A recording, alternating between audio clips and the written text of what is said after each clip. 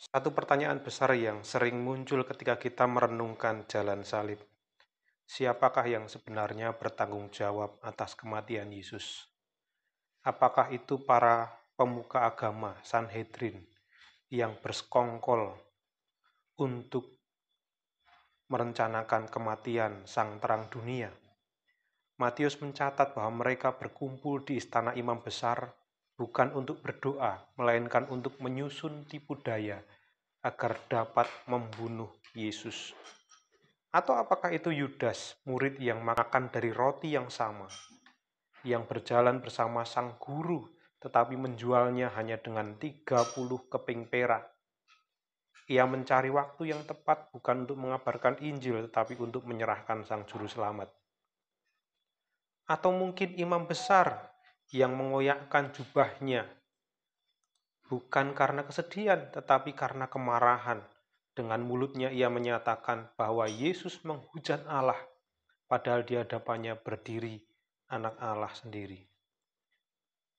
Atau mungkin kita berpikir kerumunan orang yang berteriak, salibkan dia. Merekalah yang bertanggung jawab atas kematian Yesus.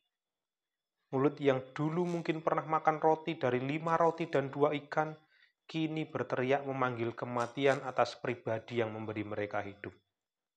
Mungkin juga kita berpikir dia adalah Pilatus, yang tahu bahwa Yesus tidak bersalah, namun memilih membasuh tangannya, seolah tangannya bisa dicuci dari darah orang benar, tapi tangannya tetap terlibat di dalam keputusan itu. Atau mungkin kita juga berpikir, prajurit Roma lah yang bertanggung jawab atas penyaliban Yesus. Tangan mereka memegang paku, memukul paku, menegakkan salib. Mereka menyalibkan Yesus, membagi-bagi pakaiannya, dan duduk bermain undi di kaki salib penderitaan.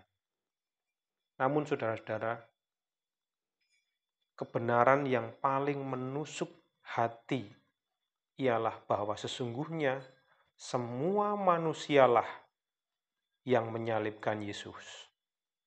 Saya dan saudara yang sesungguhnya menyalibkan Yesus. Roma 5 ayat 8 mengatakan bahwa Kristus mati bagi kita ketika kita masih berdosa. Artinya setiap dusta kita, setiap kemarahan, iri hati, kesombongan, pemberontakan kita terhadap Allah, itulah yang membawa Yesus ke kayu salib. Tapi puji Tuhan saudara-saudara, salib itu bukan akhir cerita. Kematian Yesus bukan kecelakaan sejarah, bukan sekedar permainan politik atau tragedi agama. Kisah Para Rasul pasal 2 ayat 23 berkata, Dia yang diserahkan Allah menurut maksud dan rencananya.